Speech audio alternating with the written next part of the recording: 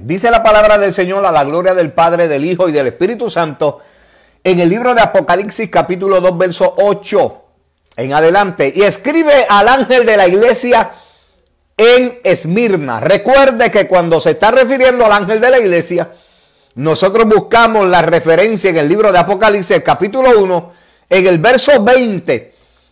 Hace referencia directa. La Biblia confirma que se está refiriendo al pastor de la iglesia en Esmirna. Escríbele al pastor de la iglesia en Esmirna, el primero y el postrero, el que estuvo muerto y vivió, y dice esto: yo conozco tus obras y tu tribulación y tu pobreza. Entre paréntesis dice, pero tú eres rico.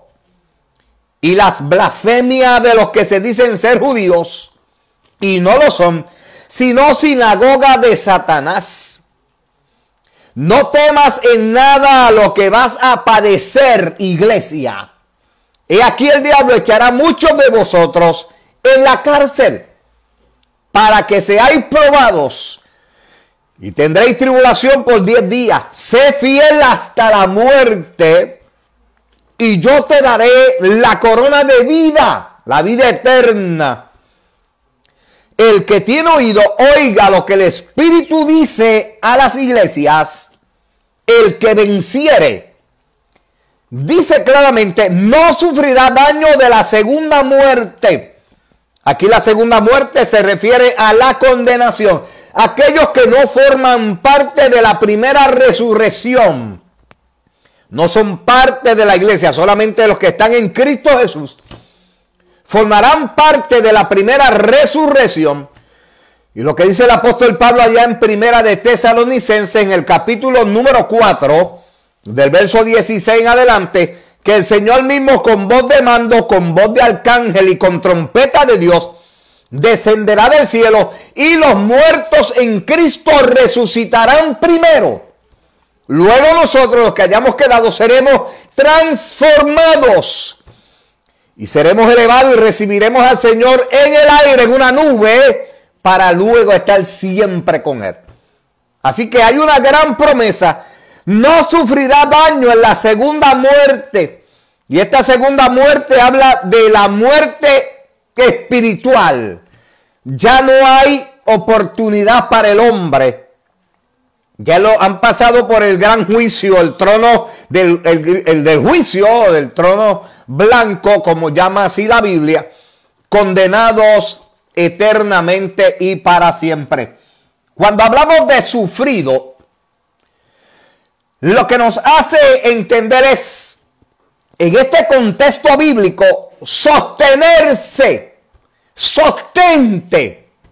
En mi campo dirían aguanta, soporta, resiste, tolera. Aleluya. La iglesia de Esmirna, en Esmirna era una iglesia que se sostenía bajo la poderosa mano de Dios. Resistía a todas las persecuciones por las cuales estaba pasando. Toleraba, aguantaba, soportaba ciertamente. Y fíjese que esta iglesia no tiene reprimenda, no hay reprensión para ella. Todo lo contrario. Para esta iglesia hay de parte de Dios una alabanza. Hay un reconocimiento, el primero, el postrero. Y la iglesia en Esmirna representa a la iglesia perseguida. Una iglesia mártir. Dicho sea de paso, su nombre significa molida y también significa mirra, amargura, sufrimiento, tolerancia.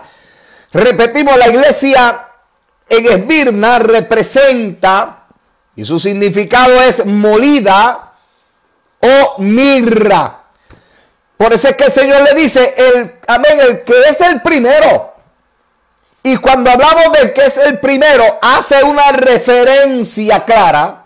En el Antiguo Testamento, el primero y el postrero, el que estuvo muerto y está vivo, hace una referencia en el Antiguo Testamento, habla de la eternidad de Dios Padre. Lo que implica es que cuando Cristo dice el primero y el último, está diciendo claramente que Él comparte en su estado divino, comparte con el Padre el poder, la autoridad y la eternidad que tiene el Padre. Le ha sido otorgado, Cristo venció. Y como vencedor nos da la oportunidad a nosotros, la iglesia, de ser vencedores en Cristo Jesús, Señor nuestro. El profeta Isaías, en el capítulo 44, el verso 6, nos dice de la siguiente manera: así dice Jehová, Rey de Israel. Dios hablándole a su nación, a su pueblo, pero hoy nos habla a nosotros a través de esta palabra. Y su Redentor. Recordemos que la palabra redentor en el hebreo significa quien te compró, quien pagó. Jehová de los ejércitos nos habla de aquel que comanda. No está hablando del comandante y jefe del ejército. No tenemos por qué temer. Yo soy el primero. Fíjese que esto es en el libro del profeta Isaías. Yo soy el primero y yo soy el postrero. Habla de la eternidad de Cristo. Habla de la eternidad de Dios. Y fuera de mí no hay otro Dios. Cualquiera que se inclina a una estatua, que se inclina a un hombre, que se inclina a cualquier otra cosa, que no sea Dios, es idólatra, no ha reconocido el poder y la gloria de Dios ciertamente. El Señor elogia, alaba la actitud de esta iglesia sufriente, cuyo significado es molido, mirra. Yo conozco tus obras y tus tribulaciones y tu pobreza. Pero recordemos que entre paréntesis le dice, pero tú eres rico. Y la blasfemia de los que se dicen ser judíos, aquellos que formaban parte de la iglesia en Esmirna, como en el tiempo que vivimos, que hay gente que se llama ser cristiano, en la iglesia son una cosa, en la casa son otra, en el lugar donde viven, en su comunidad son otras, en el trabajo son otras, en la escuela, en la universidad son otras personas. Cuando están entre sus amigos son otra cosa, se avergüenzan. Hay personas que le preguntan, ¿tú eres cristiano? ¿Tú eres cristiana? Y no saben cómo contestar, se avergüenzan de este evangelio. Pero nosotros no tenemos por qué avergonzarnos. El apóstol Pablo dice en Romanos 1:16, porque no me avergüenzo de este evangelio, porque es poder de Dios. Este evangelio no es una cosa. Este evangelio no es eso. Es poder de Dios. Tú perteneces a eso, tú perteneces a aquello. No, yo pertenezco al evangelio, que es poder de Dios. Aleluya. Cristo reconoce, le dice a Juan, escribe a la iglesia, escríbele al pastor de la iglesia en Esmirna. Dile que yo conozco las obras de ellos, que conozco las grandes tribulaciones por las que están pasando. A veces creemos que Dios está ciego, que Dios no ve. Señor, mira esta situación, Dios lo sabe. Es cierto que tenemos que pedirle, porque el que pide recibe, el que busca halla, y el que toca se le abrirá. Es una parte, es una acción que nos corresponde a nosotros llevar a cabo. No todo lo va a hacer Dios. Dios hace lo imposible y nos corresponde a nosotros hacer la parte humana, la parte fácil, la parte que está al alcance de nosotros. Dios hace aquello que nosotros no podemos alcanzar. Gloria al Cordero de Dios. Así que el Señor le dice, dile al pastor de la iglesia en Esmirna, para que estén tranquilos, para que sepan que yo veo sus lágrimas, que yo escucho el clamor, que yo conozco sus obras, su trabajo, su esfuerzo, su dedicación y sus tribulaciones. y su pobreza, pero dile que yo sé que en lo profundo del espiritual son ricos. Y la blasfemia de aquellos que están, mire, el Señor dice, la blasfemia. Porque se dicen ser judíos, se dicen ser creyentes, pero no lo son, son sinagogas, no lo digo yo. Apocalipsis 2:9 finaliza diciendo, sino que son sinagogas de Satanás, son templos. El Señor dice, no son templos del Espíritu Santo. Yo no habito en ellos. Yo no estoy en ellos. En ellos no hay presencia mía. Ellos son sinagogas, son templos de Satanás, son habitación del enemigo. Eso está aquí en la palabra.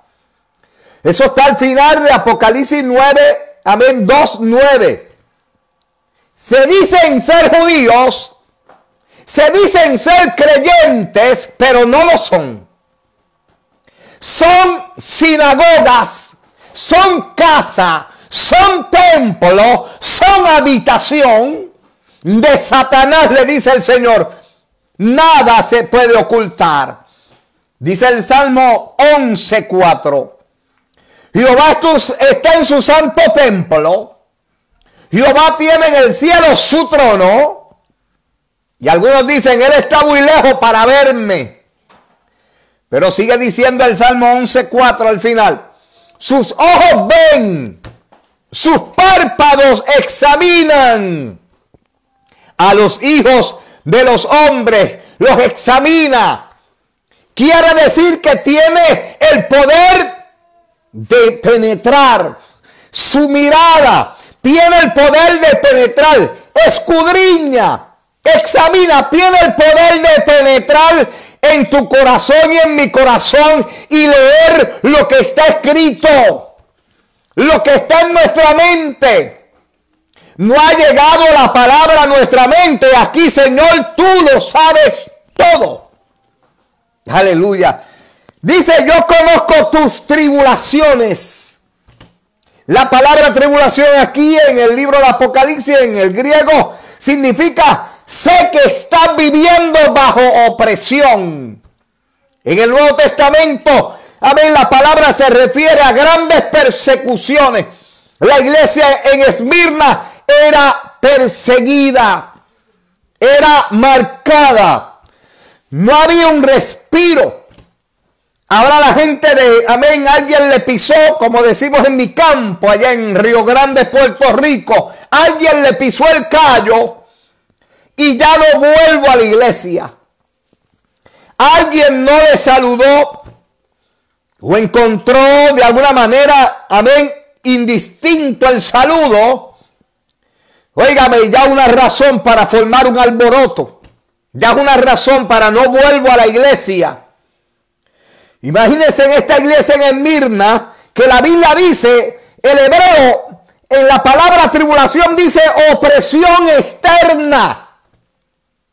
No era una simple persecución. Era algo, amén, de frente. Era una batalla de frente, cara a cara.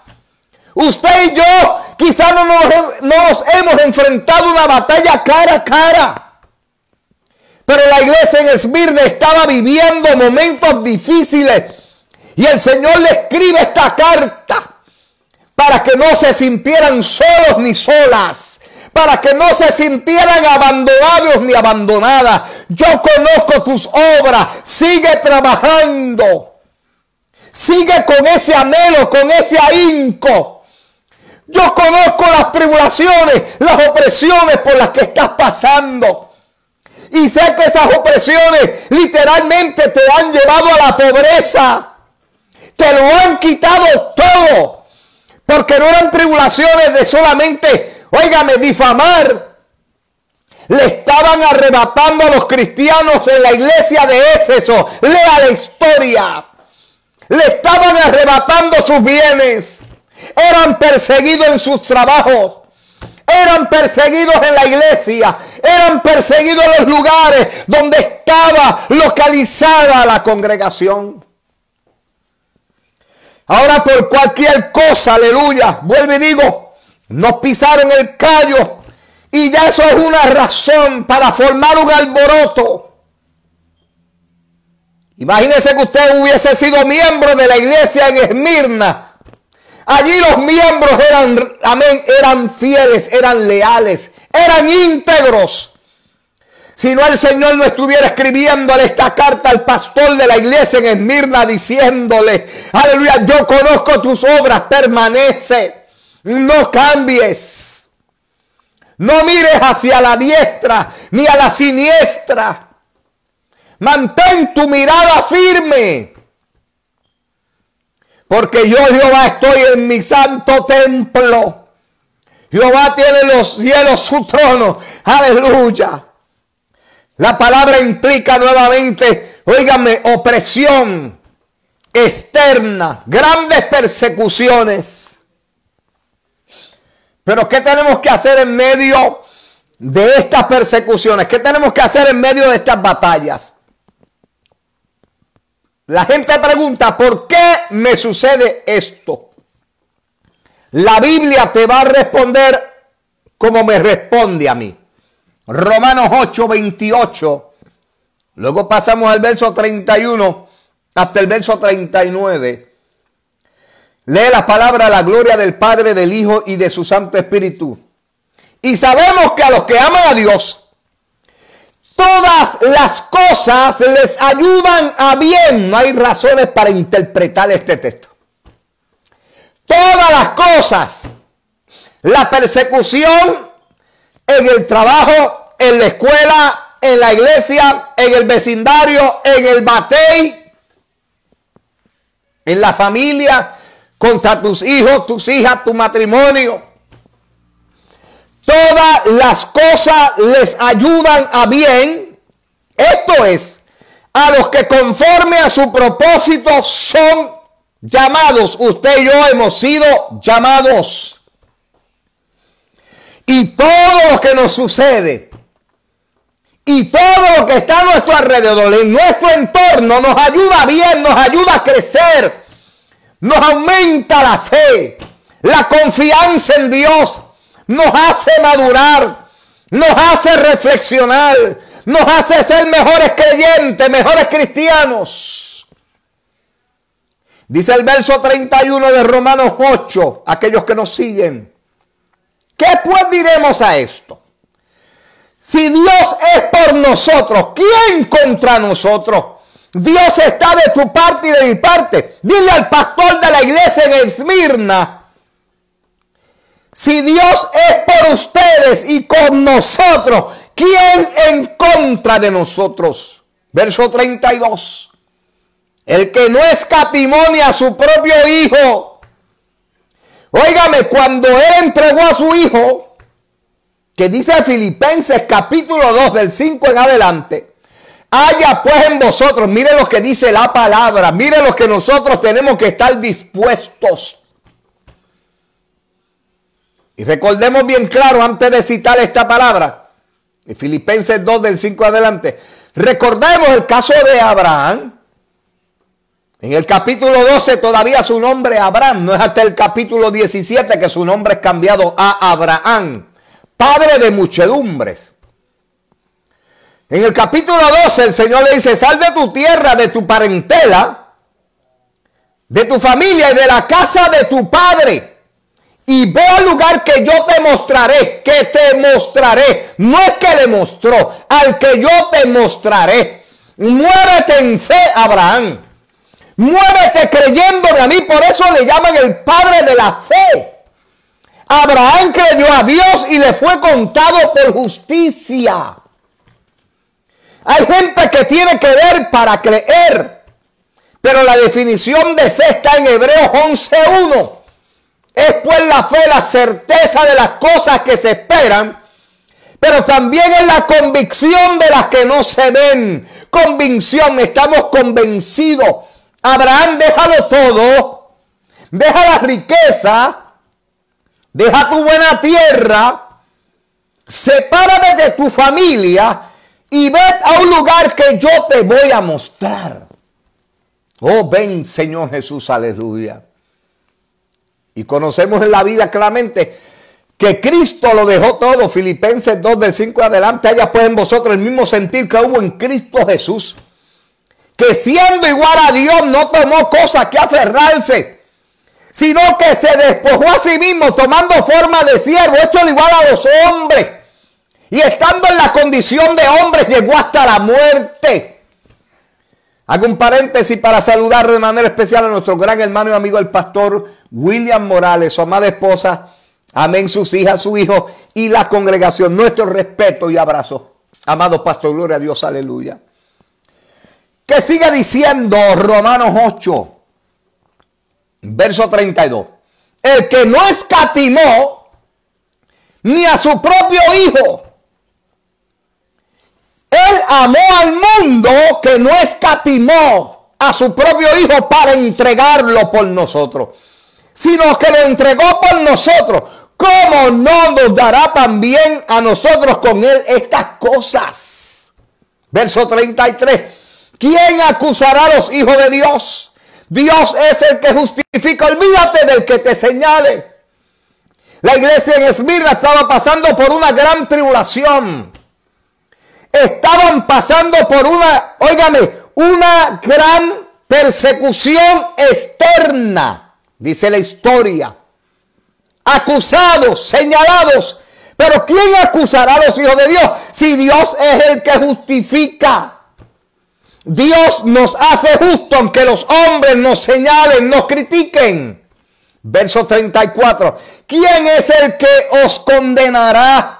Cristo es el que murió, más aún el que también resucitó, el que además está a la diestra del Padre, el que también, mire que es, amén, mire esta palabra en Romanos 8:34, ¿quién es el que te condenará? Si Cristo es el que murió, más aún el que también resucitó, se presenta a la iglesia en Esmirna, dice, el primero y el último, el que estuvo muerto pero vive. Aquí está la contestación en el libro de Romanos 8. Aleluya. Cristo es el que murió, más aún el que también resucitó, el que además está a la diestra del Dios Padre. Estar a la diestra del Dios Padre significa el que tiene autoridad, el que el Padre autoriza a tomar acción.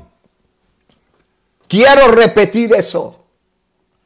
El que está a la diestra de Dios implica que el Padre le ha dado autoridad, que el Padre le ha dado toda potestad para tomar acción, que el Padre le ha dicho al Hijo, puedes actuar, venciste en la cruz del Calvario, te has ganado ese lugar, le ha entregado la autoridad, el poder, óigame, le ha dado la libertad a su Hijo, el que también intercede.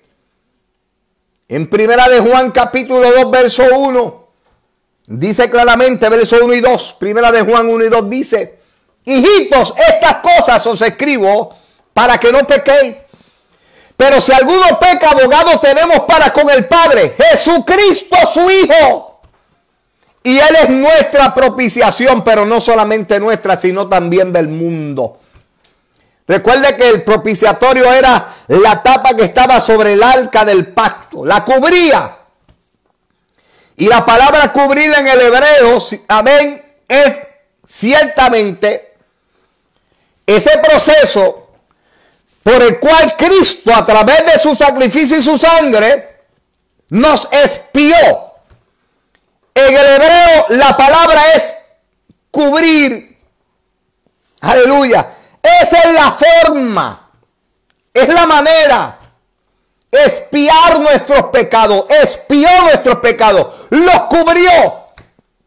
Primero nos redimió, nos compró y luego expió nuestros pecados, nos cubrió.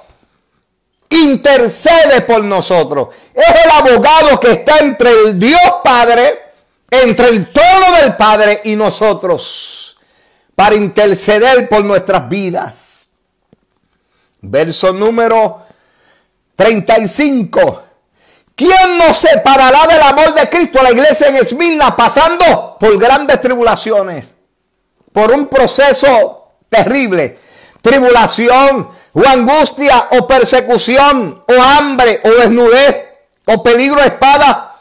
El Señor le dice a la iglesia en Esmirna: conozco tus obras, conozco tus tribulaciones, conozco a aquellos que blasfeman diciéndose que son judíos y no lo son, que dicen que van a la iglesia, amén, aleluya, tal o cual, pero es mentira, porque sus vidas, sus hechos son diferentes a lo que ellos proclaman ser. Hay gente que proclaman una cosa que no lo son, actúan de manera hipócrita. Cuando tú dices ser algo que no es actuar de manera hipócrita. Y la iglesia en Esmirna estaba llena de unas personas hipócritas que el Señor le dice: dicen que son, pero no lo son. La iglesia en Esmirna estaba pasando por tribulación, por angustia, por persecución, por hambre, por desnudez, por peligro, por espada. El verso 36 dice: como está escrito, por causa de ti somos muertos todo el tiempo, somos contados como ovejas de matadero, cada día nos llevan hacia el matadero, gloria a Dios, aleluya. Versos 37, Romanos 8, 37, antes, en todas estas cosas, en todas las tribulaciones, en todas las angustias, en todas las persecuciones, en el hambre, en la desnudez, en el peligro, en la espada, ante estas cosas somos más que vencedores. Hay un múltiplo. No dice que somos vencedores, somos más que vencedores por medio de aquel que nos amó, por medio de Jesucristo. Tu batalla y mi batalla la libra Cristo. Está a la diestra de Dios Padre. El Padre le dio autoridad para pelear a favor de nosotros, a favor de su pueblo, a favor de la iglesia.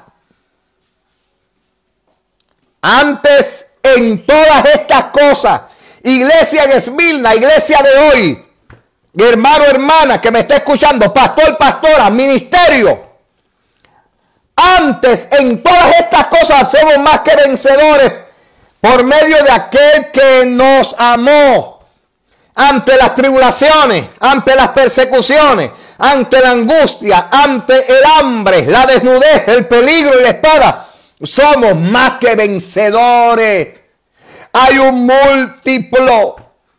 No somos simplemente unos vencedores, somos más que vencedores por medio de aquel que nos amó. El verso 38. Por lo cual estoy seguro que ni la muerte, ni la vida, ni ángeles, ni principados, ni potestades, ni lo presente, ni lo porvenir, todo lo que tenemos hoy en día, todas estas situaciones, verso 39, ni lo alto, ni lo profundo, ni ninguna otra cosa creada nos podrá separar del amor de Dios que es en Cristo Jesús, Señor nuestro. Diga el débil, fuerte soy. La iglesia en Esmirna pasando esta gran tribulación, esta gran angustia, estas persecuciones, esta hambre, esta desnudez, los peligros, espada. Pero habían conocido algo, aleluya, que ni lo presente, ni lo porvenir, ni lo alto, ni lo bajo, ni lo profundo, ninguna cosa los podía separar del amor de Dios que es en Cristo Jesús, Señor nuestro. Nada nos puede separar de ese gran amor. Cuando comparamos con Santiago 1:2, mire lo que dice el apóstol Santiago en el capítulo 1, verso 2 y verso, amén, 3 y 4. Hermanos míos, tened por sumo gozo, por gozo máximo, cuando os halláis en diversas pruebas. Pero ¿cómo, pastora, pastor, yo puedo entender esto?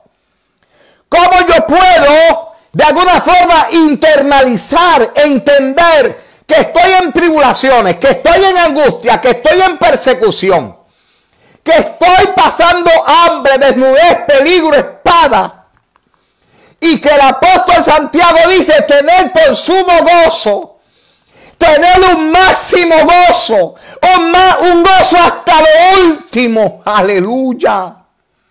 Cuando halléis en diversas pruebas, en tribulación.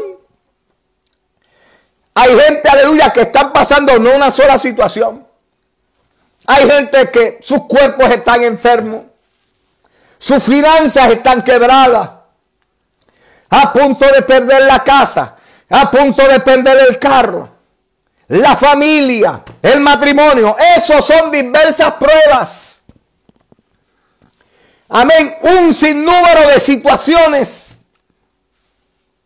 Y el apóstol Santiago dice que tenemos que tener sumo gozo, gozo hasta el final, un gozo máximo. El Señor le decía a la iglesia en Esmirna, tienen que tener un gozo máximo. El verso número 3 dice, sabiendo que la prueba de vuestra fe produce paciencia. Si tu prueba y mi prueba no es probada, no alcanzaremos la paciencia necesaria, la quietud, la fe, la constancia, amén, fidelidad, la integridad para agradar a Dios. Pero mire lo que dice el verso 4, Santiago 1:4. Mas tenga la paciencia su obra completa. No interrumpas el proceso. No lo interrumpas. Porque el resultado dice, para que seáis perfectos, maduros y cabales, completos, maduros y completos, sin que os falte cosa alguna. El proceso por el cual estás pasando, probablemente, amén, esa tribulación, esa angustia, esa persecución, esa hambre, desnudez, peligro, espada, es necesaria porque tu fe y mi fe están siendo probadas para que sean perfectas, alcancen la madurez y cabales, completa, sin que falte cosa alguna. Primera de Pedro 1:6 al 9. Primera de Pedro 1, versos 6 al 9, en lo cual vosotros os alegráis. El apóstol Santiago dice, sumo gozo, gozo total, gozo hasta lo último.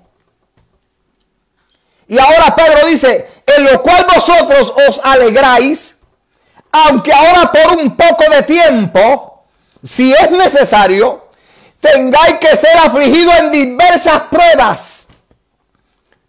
Primera de Pedro 1:7. Para que sometida a prueba vuestra fe.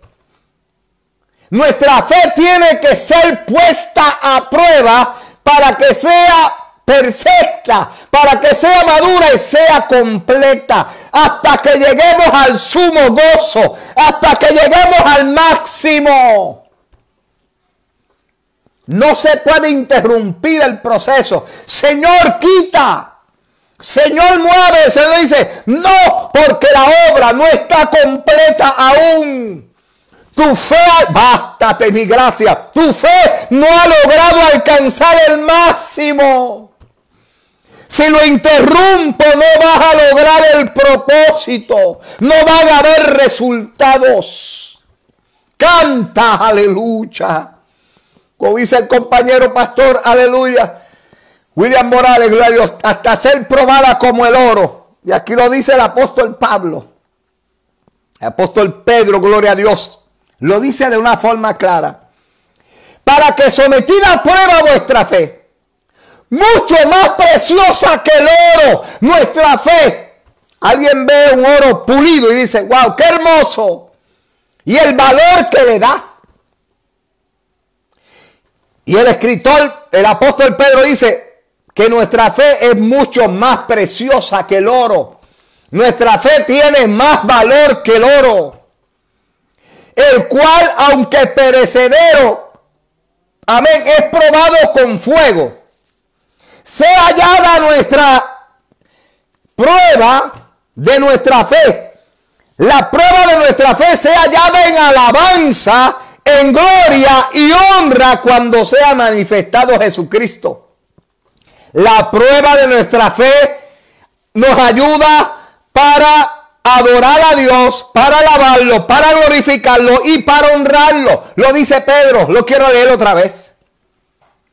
El cual, aunque perecedero el oro, nuestra fe no es perecedera. Nuestra fe tiene que alcanzar el sumo gozo.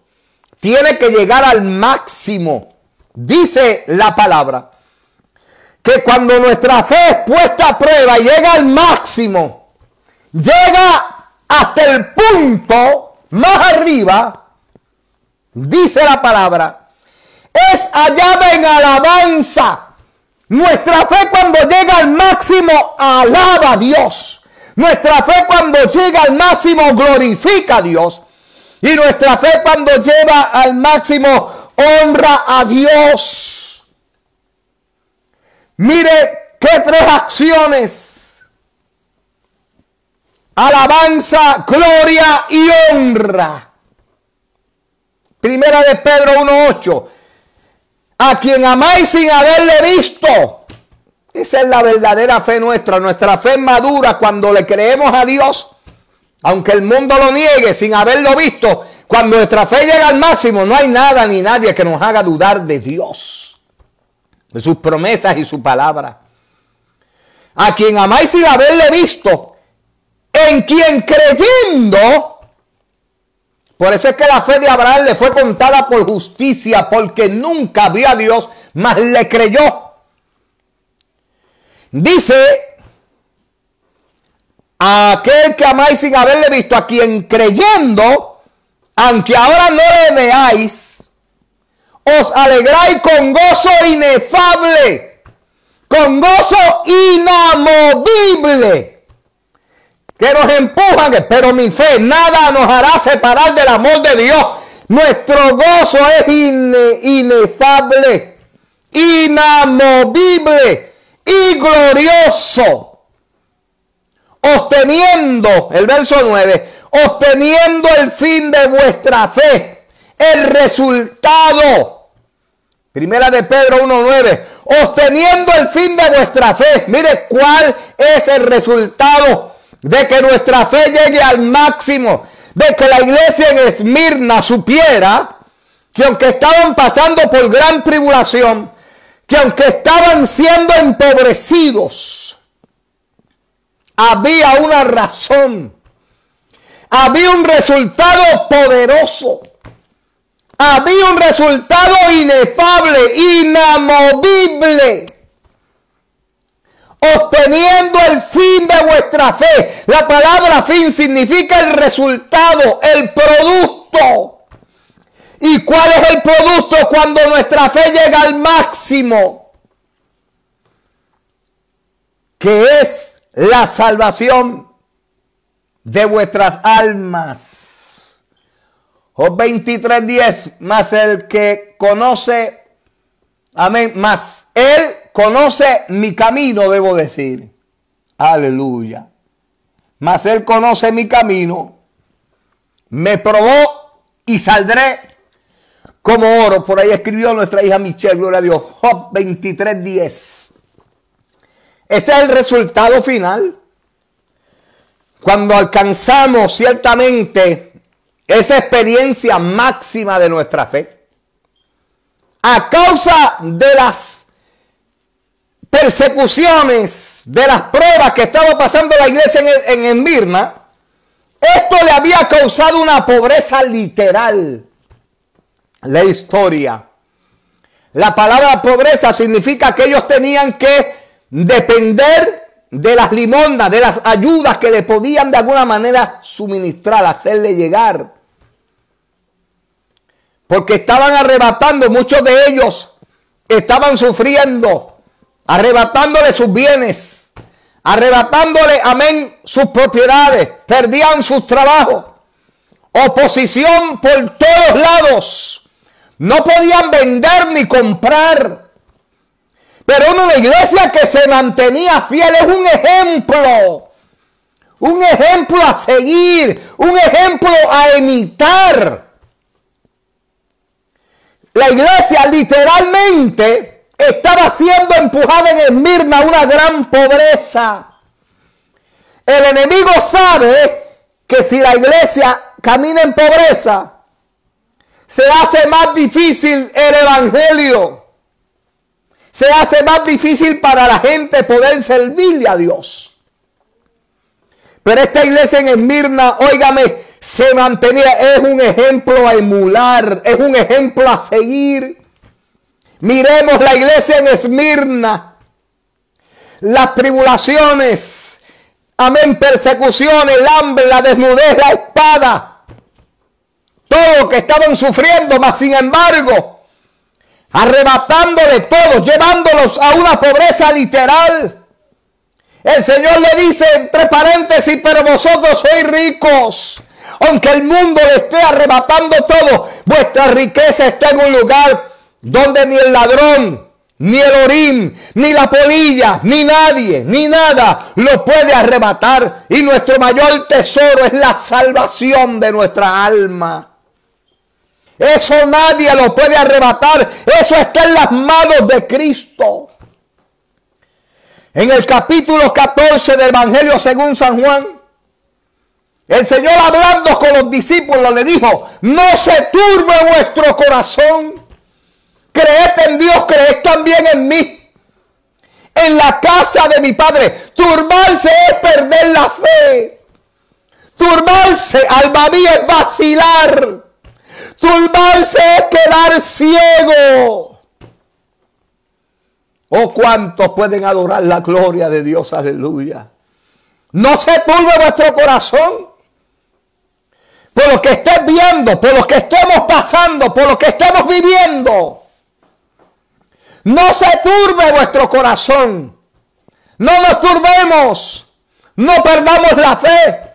No permitamos que la duda, amén, nos cabe un profundo hoyo, un profundo abismo.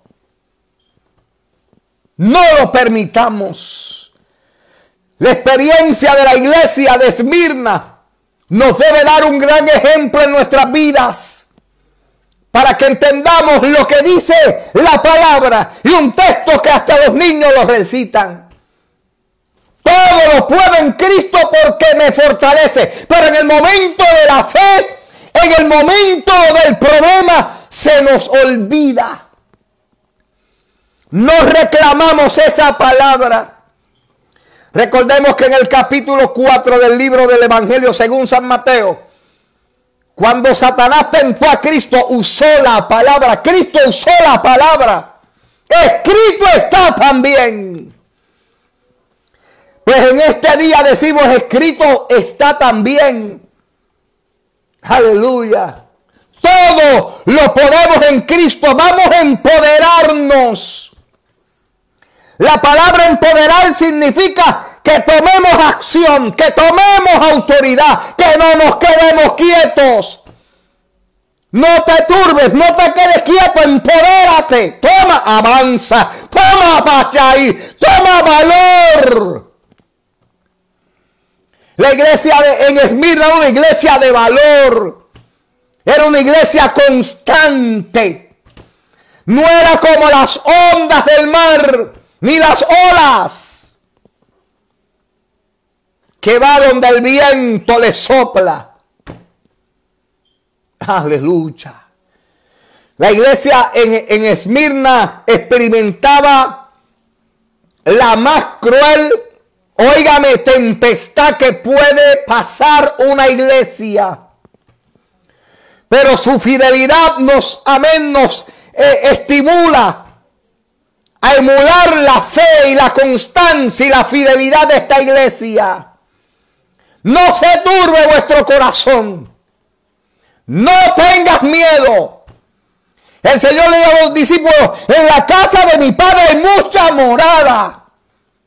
Hay lugar para vosotros. Y si no, yo pues hubiese dicho, voy pues a preparar lugar para que donde yo estoy, vosotros también estéis. Oh, gloria al Cordero de Dios, aleluya.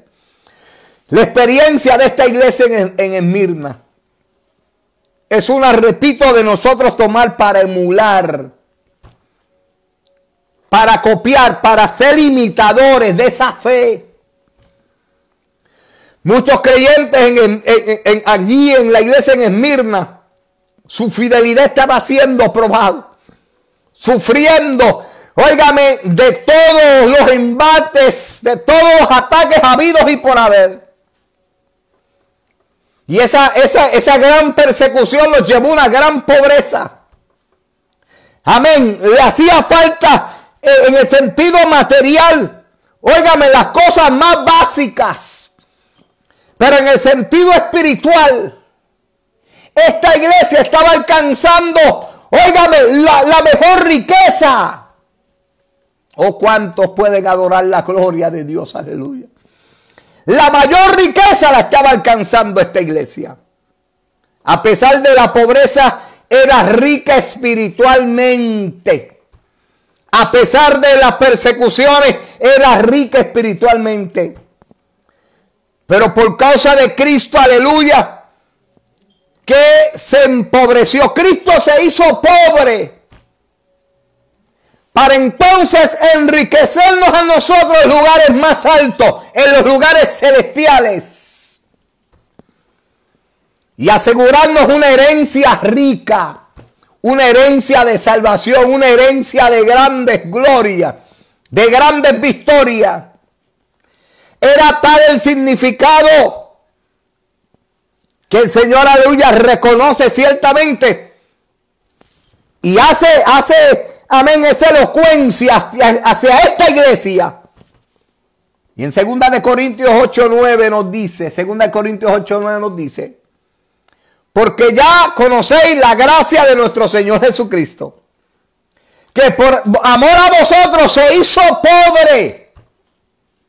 2 Corintios 8:9, porque ya conocéis la gracia de nuestro Señor Jesucristo, el don inmerecido. Ya sabemos lo que Él hizo. Lo leímos, lo recitamos allá en Filipenses 2, del 5 en adelante. Allá pues en vosotros el mismo sentir como en Cristo Jesús, que siendo igual a Dios no tomó a cosas que aferrarse, sino que se despojó. Y el apóstol Pablo, escribiéndole en la segunda carta a la iglesia en Corinto, en el capítulo 8, verso 9, dice, porque ya conocéis la gracia de nuestro Señor Jesucristo. Ya sabemos lo que Él hizo, que por amor a vosotros se hizo pobre, siendo rico, para que vosotros con su pobreza fueseis enriquecidos. La iglesia en Esmirna estaba pasando los momentos más difíciles que usted puede imaginarse. Pero el Señor le dice en Apocalipsis 2:10, no temas en nada de lo que vas a padecer. He aquí el diablo echará a alguno de vosotros en la cárcel para ser probados, y tendréis tribulación por 10 días. Sé fiel hasta la muerte y yo os daré la corona de vida. Mire el premio, mire el galardón, mire la gracia por la cual usted y yo luchamos cada día, que batallamos contra el enemigo y contra esta carne para serle fieles a Dios. El verso número 11, Apocalipsis 2:11. El que tiene oído, el que presta atención, en el griego, el que presta atención, oiga lo que el Espíritu dice a las iglesias. El que venciere, no cualquiera, el que venciere, no sufrirá daños de la segunda muerte. Y la segunda muerte aquí habla de condenación, habla de juicio para condenación. Recordemos el significado de la iglesia en Esmirna: molida y mirra. La iglesia en Esmirna, la iglesia, amén, amén, allí en Esmirna era una iglesia molida, una iglesia también conocida como una iglesia mirra, una iglesia en gran amargura. No se turbe vuestro corazón. Creed en Dios, creed también en mí, dice el Señor, porque en la casa de mi Padre muchas moradas hay. Si usted cree, usted pensaba que su prueba es mayor que la que pasó Job, que su prueba es mayor de la que estaba pasando la iglesia en Esmirna, pues entonces tomemos el ejemplo de Job y tomemos el ejemplo de la iglesia en Esmirna. Vamos a emularlo. Vamos a asirnos. Porque hay una promesa de esperanza, una promesa de vida eterna en aquel que lo que habla lo cumple. Ciertamente. Dios te bendiga. Dios te guarde. Que la paz y el amor del Señor abunde en vuestros corazones. Confiando que esta palabra sirva de bálsamo, de fe, de esperanza, que levante las manos caídas, que las rodillas paralizadas se doblen, que lo que esté